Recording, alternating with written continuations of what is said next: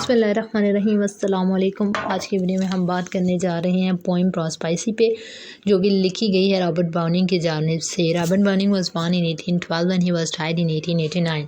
सो poem के अगर हम मेन थीम या आइडिया के हवाले से बात करें तो पोइम जो है इस चीज़ पे बेस करती है कि मौत इस ज़िंदगी का अख्ताम नहीं है। मौत से डरना नहीं चाहिए, हमें मौत से दूर नहीं भागना चाहिए, बल्कि इसको ब्रेवली जो है वो फेस करना चाहिए। वो कहते हैं कि मौत जो है वो इस लाइफ का एंड नहीं है, और मौत की बात की हमें बहुत सारी फ़ायदियाँ। कहते हैं कि फॉर एग्जांपल अगर आपके लाउड वंस इस दुनिया से चले गए हैं तो मौत ही एक ज़रिया है कि आप उनसे दोबारा मिल सकते हैं, आप दोबारा उनको गले लगा सकते हैं, दोबारा उनसे बातें कर सकते हैं।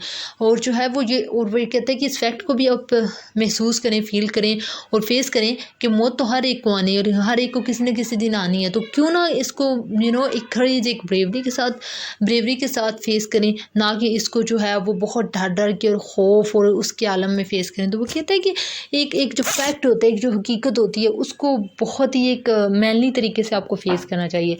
इसी चीज़ के ऊपर, इसी थीम के ऊपर उसकी बेस करती है पोएम प्रोस्पाइसी, रॉबर्ट ब्राउनिंग की जानिब से लिखी गई है। कहा जाता है कि उसकी जो पोएम है उसकी वाइफ की डेथ के बाद उसने लिखी अपनी वाइफ के लिए, और उसके आखिरी स्टैंजा में वो अपनी वाइफ को एड्रेस भी करता है और कहता है कि मौत की सबसे अच्छी बात यह है कि मैं मौत के बाद तुमसे मिलूंगा और तुम्हें गले लगा सकूंगा। तो इसी चीज़ के लिए गॉड का बहुत शुक्र है कि उसने मुझे मौत दी कि मैं तुमसे मिल सकता हूँ। तो इंशाल्लाह हम लास्ट स्टैंजा की जब बात करते हैं तो उसको देख लेते हैं। तो लेकिन बाकी सारी पोएम के अंदर उसने अपनी वाइफ को एड्रेस नहीं किया। तो आई होप कि क्या इसका मेन आइडिया ये आपको समझ आ गई होगी। अब इसके टेक्स्ट को देख लेते हैं। Fear death, to feel the fog in my throat, the mist in my face, when the snows begin and the blast denote I am nearing the place। कहते हैं कि fear death, भाई मैं मौत से डरूं क्यों? भाई ऐसा नहीं होने वाला।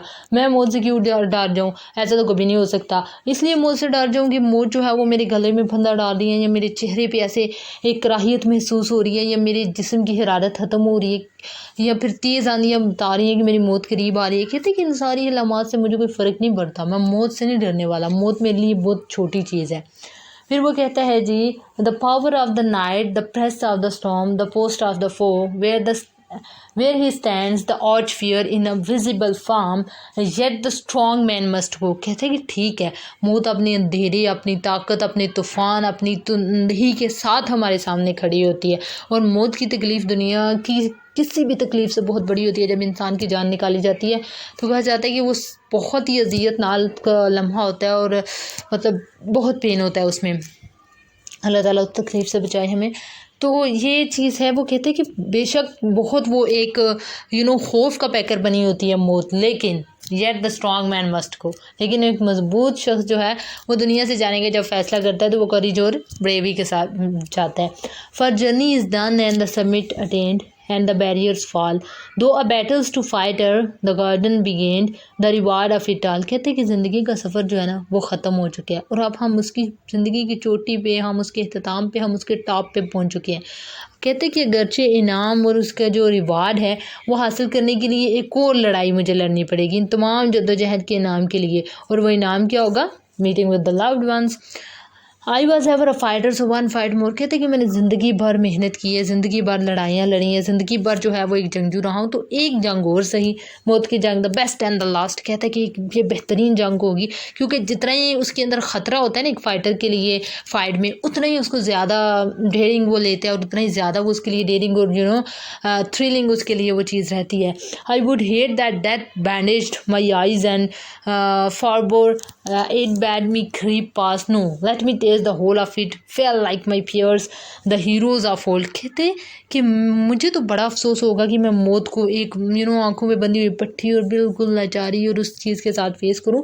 मैं तो इसको बहुत ही एक अजीम तरीके के साथ फेस करने जा रहा हूँ, ऐसे तरीके के साथ जो कि अजीम हीरोज़ ने इसको फेस किया। Bear the Brunt in a minute, पे ग्लैड लाइफ्स एरियाज। कहते हैं कि ज़िंदगी की जो खुशियाँ हैं ज़िंदगी में मैंने हासिल की हैं, और जितना मैंने अच्छा वक्त गुजारा है उसको कोई मैं कर्ज उतारना चाहता हूँ। इस सूरत में मैं कि अंधेरे में और ठंड में और दर्द में मरूँ, और उसमें मुझे कोई मसला नहीं है, मैं बहुत खुश हूँ ऐसी मौत पा के भी। कहते हैं for sudden the worst turns the best of the brave, the black minute's at end and the elements rage faint voices that rave, shall dwindle, shall blend, shall change, shall become first a piece out of pain, then a light, then the breast. Oh, though of my soul, I shall clasp thee again, and with the God be rest. कहते हैं कि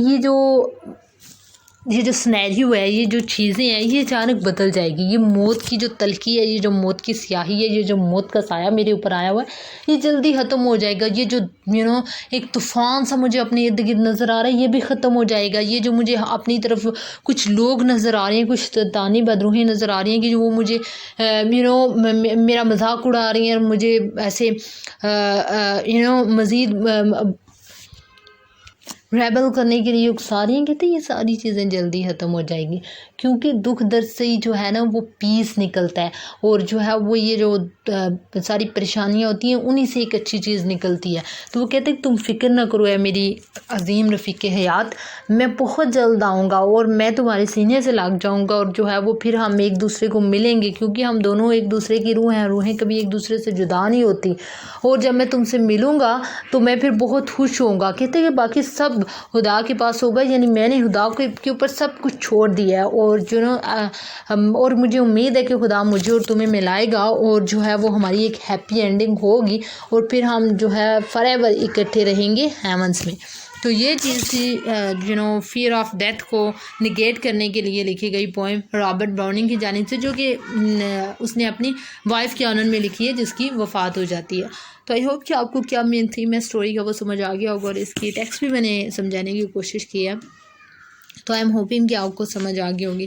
thank you so much for watching the video. और अगर आप किसी भी poem, literature और linguistics से रिलेटेड कोई भी वीडियो चाहते हैं किसी भी टॉपिक पे तो let me know in the comment section below. And thank you so much. Pakistan जिंदाबाद।